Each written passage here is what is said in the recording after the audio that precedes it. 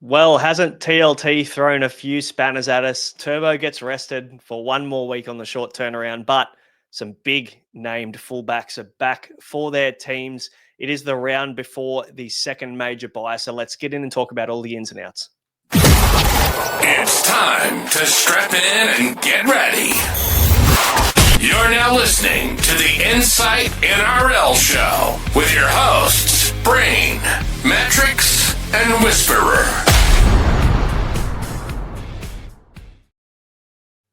G'day, guys. Welcome back to the Insight NRL Show. It is Team List Tuesday. It's about 4:40 p.m. as I'm recording this one, a little bit later because I was struggling to get onto NRL.com. Shout out to them for having rubbish servers. So we've managed to source the team lists. We've had a very, very quick look. You're probably going to be looking at them live as I do.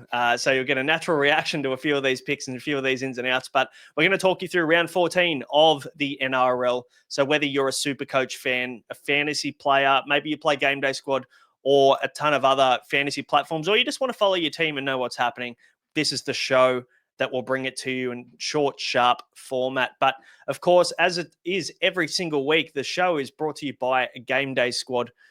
The perfect crossover between card collecting and fantasy sports. It doesn't cost you a thing to play. You can play for free and you can win money for free. You can trade cards, buy and sell them as well. You can build yourself up a squad of players and compete against your friends in the Game Day Squad community. There's up to $100,000 in prizes with Game Day Squad as well. So jump on in. It's not too late to get involved. I know it is round 14, but you can still win weekly prizes regardless of whether you started in round 1 or started today. So get involved. Use the code IFSAUS. Get yourself 27 cards to get started and build your squad up.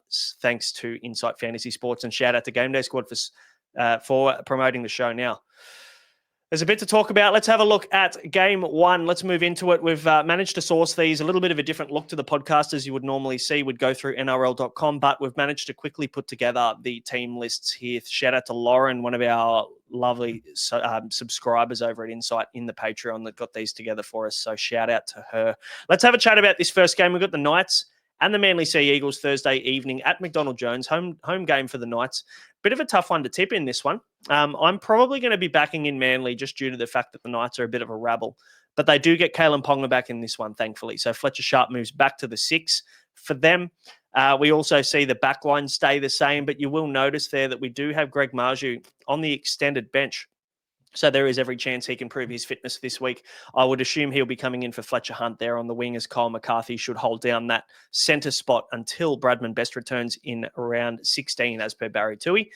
Tyson Frizzell stays in the prop rotation. We do see there the Sharp pairs Cogger. So Tyson Gamble is out injured with a broken thumb, so he'll be out. He's just had surgery, so I would assume he's going to be missing anywhere between 2 to 4 weeks for that. Phoenix Crossland at hooker. Brody Jones comes in as the second prop here, replacing Leo Thompson, who's going to be out 4 weeks suspended for his crusher tackle last week. And then we've got the same back row there. Dylan Lucas, Kai Pearce-Paul, and Matt Croker holds onto the 13 jersey there, which is great news. Jaden Brayley off the bench. Thomas Kant still finding some bench minutes there alongside Jermaine McEwen and Elijah Salesa Leamoana. Hopefully I didn't butcher the name too much, but for his first game in the NRL. So exciting for him. For Manly, Lehigh Hopewadi stays at the back. The big news this week, obviously, is that Tom Trbojevic gets another week to rest, which for me and a few others that bought him 2 weeks ago, it hurts. But that was the risk that we played with and we lost with that one. But Lehigh Hopewadi, we bought him and hedged with him, so that worked out quite well.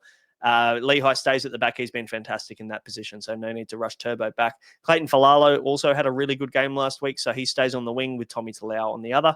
The halves stay the same. We see Toff Sifley come back into the starting prop rotation here. We see Lachlan Croker also named in the 9 with Gerbo, Jake Trbojevic back in the 13 jersey, which means that Jazz Tavanga finds himself back in what we would consider to be the middle rotation for Manly, considering Jake Simpkin is on the bench there to sub in for Croker.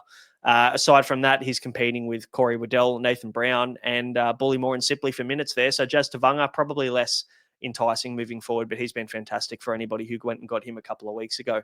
That is game 1. Let's move on to game 2. We've got the Storm and we've got the Cowboys. I think we've got to back in the Storm at Amy Park whenever they play there this year. And the Cowboys definitely haven't looked as convincing. I mean, the score that the Tigers put on them at the back end of the game there when it was 13-13 just shows that there's a lot of kinks in the armor there for the Cowboys. And I think at Amy Park, it's a tough road trip from Townsville. So I would assume the Storm are going to get up in this one. Grant Anderson holds on to the wing jersey there, number 2, as Jack Howarth and Meany are in the centres. Xavier Coates come back into the team there after being arrested after State of Origin 1. Munster Hughes in the halves there as always. And then Harry Grant comes back into the team, Bronson Garlick dropping back to the bench. And it is an interesting bench. We do see Garlick and Wishart both on the bench there. Wishart, very flexible, can probably play in the middle as well as in the halves and in the centres. So I would naturally, and even on the wing. So he can pretty much fill in wherever he needs to. Garlick obviously will work in for Harry Grant as he needs to. And Tui Kamikamika and Nelson Asofa Solomon are there for cover for Stefano and Josh King. Trent Liero must be expected to probably play majority minutes there as he came off the bench last week.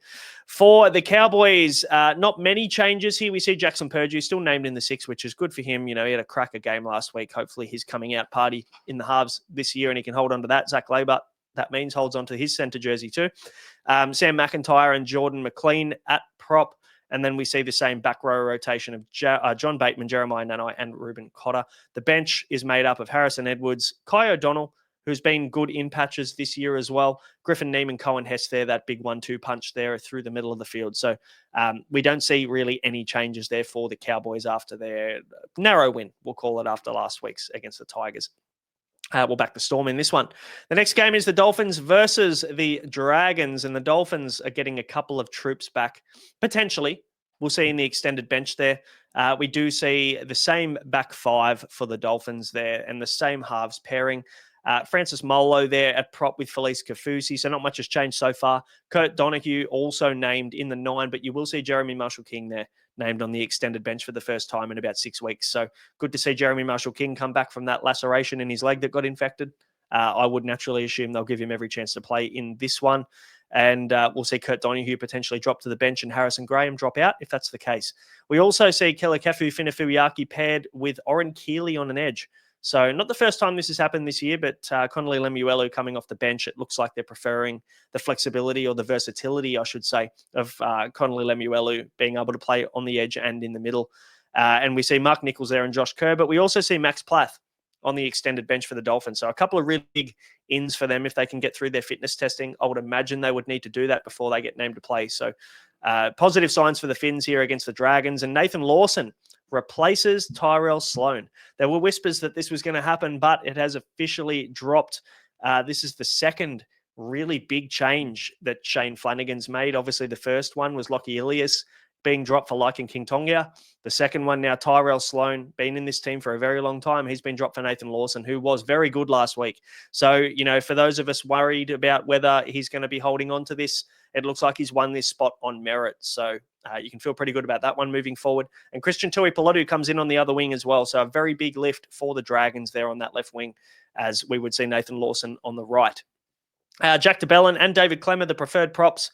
And we see Damien Cook named in the 9. It'll be interesting to see, based on whether we don't see any injuries in this game, whether Damien Cook plays through the middle there as we get Jacob Little onto the field. You do see 3 middles on the bench. I know Raymond Fatala-Mariner can also play on an edge, but Blake Laurie, Pacifica Tonga, exclusively middle forwards. So it will be interesting to see what that rotation looks like. Hamish Stewart holds onto his role, and I'm very interested if Toby Couchman's going to be playing 80 minutes on an edge moving forward. That he's definitely a guy I'll be watching very closely, potentially even this week, as a Corey Horsburgh or a Zach Hosking replacement. So yeah, keep him in mind this week. Let's move on to the next game. I didn't pick a winner, did I? Dolphins versus Dragons. It is at Suncorp. They do get troops back. If they get Plath and Jeremy Marshall-King back in this game, I think that the Dolphins will probably win this one. But if they miss, I don't mind the Dragons. The Dragons have a tough road trip up to Brisbane though, so I'll back the Finns in this one at home. We've got the Sharks and the Warriors up next. That is the 5:30 Saturday game. First game on Saturday. We're going to have to wait a little bit longer this week because of the Monday long weekend. So Sharks, we see Sione Katoa come back in for his first game in 2025 after getting injured in the preseason. And we also see Ronaldo Mulatalo out in this game. I haven't had enough time to look into why. but Maureen Hiroti comes in to replace Ronaldo. So good timing for Sione Katoa to come back in this game. We see the same halves pairing, Aden Fanua-Blake and Oregon Kaufusi in the prop rotation. Blake Brayley there looking like an 80-minute man with Daniel Atkinson in the 14 jersey. And then we see the same back row in Nickera. Teague Wilton comes back into the team to replace Billy Burns, who is now on the extended bench. And Cam McInnes there, obviously, locking the scrum.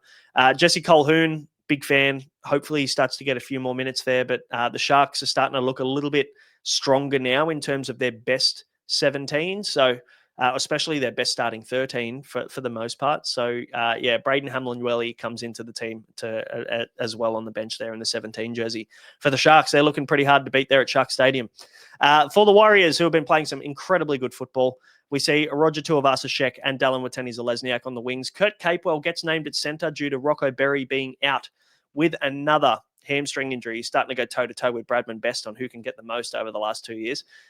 Feel for him. So, hopefully we see him back soon, but be wary of Ali Leitaua there on the extended bench. We don't know whether he's going to be in or not, but I assume he's going to have every chance to come in and play centre, which means Kurt Capewell either drops to the bench, comes into the edge, or we see Leka Halasima, who's been named to start this week and definitely on the tip of everyone's tongues in the fantasy and Supercoach world.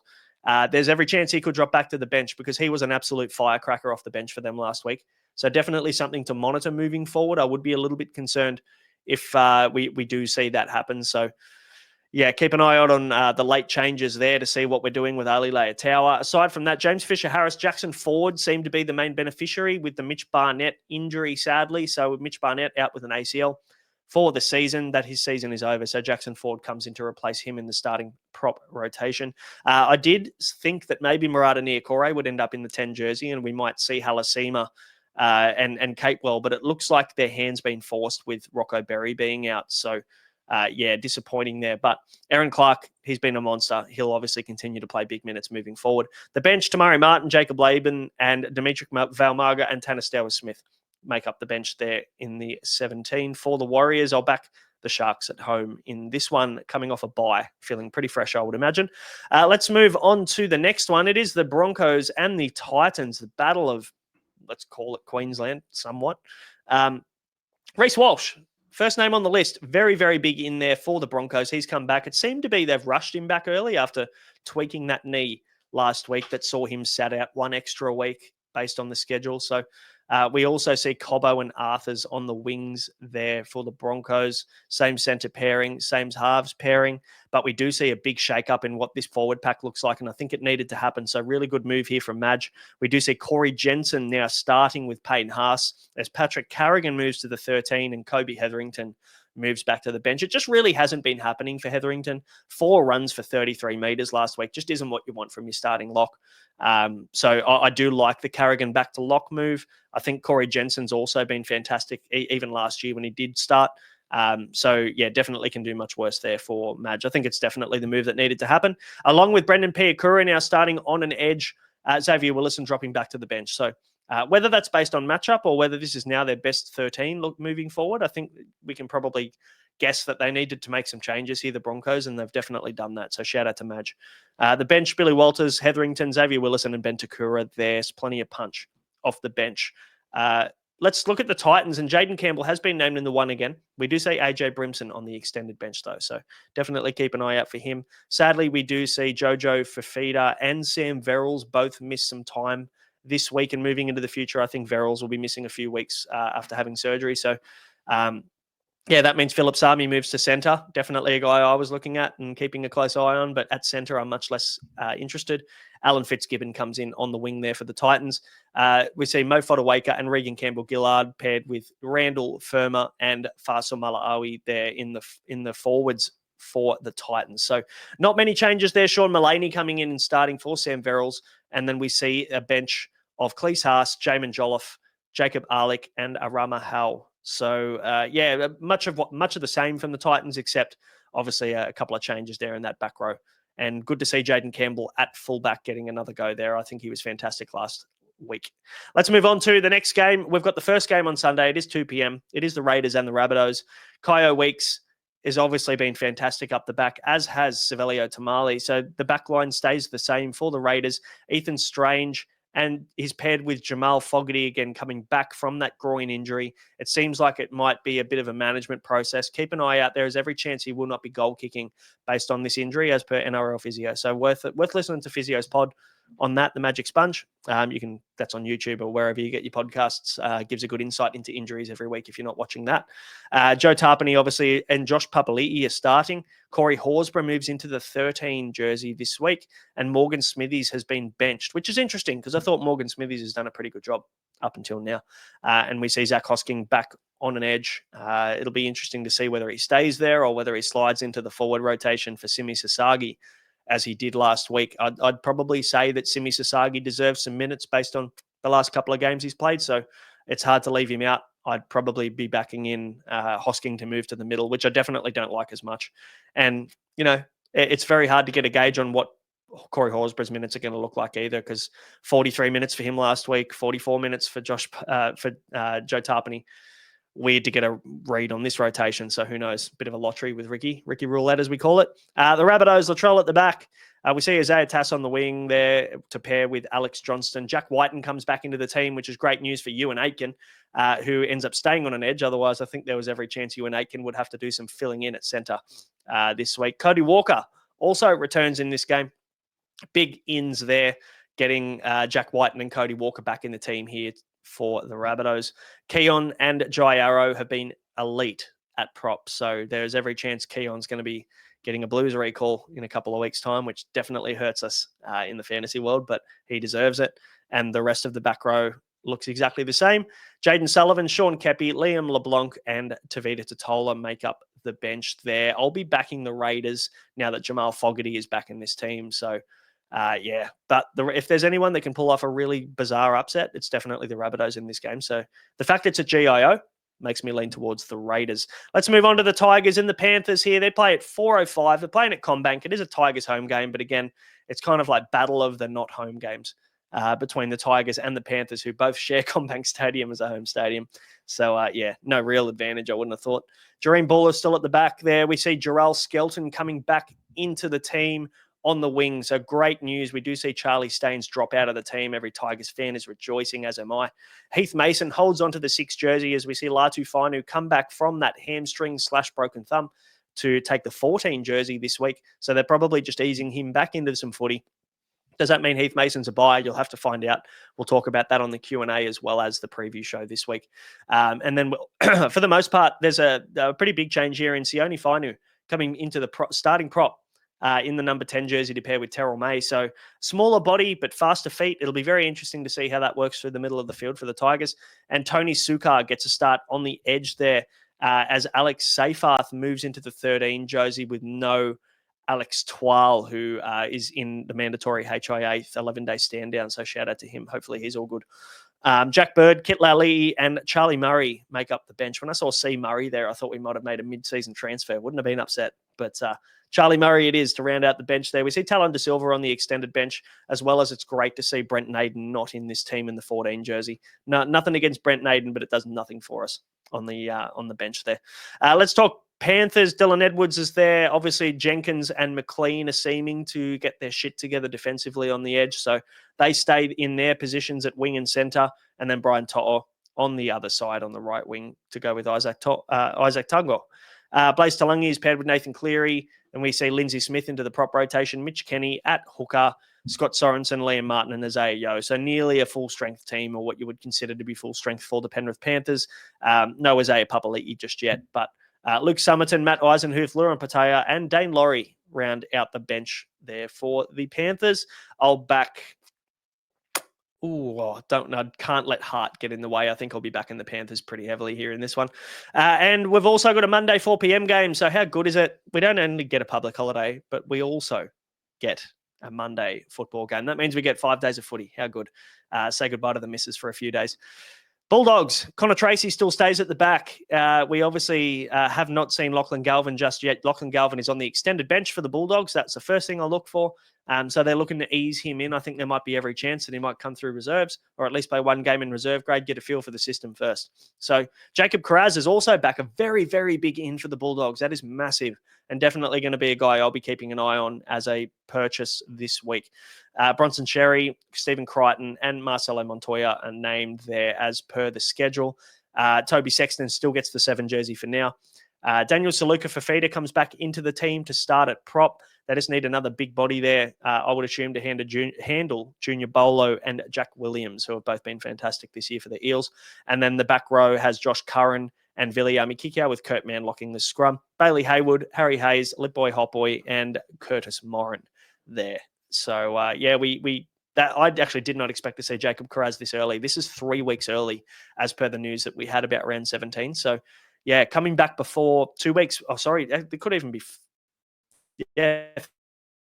3 weeks early. I expected him to come back round 17. So that's massive. Zach Lomax and Josh Adokar named, obviously Moses and Dylan Brown. Very, very positive news for the Eels to take on what we would consider to be the best team this year.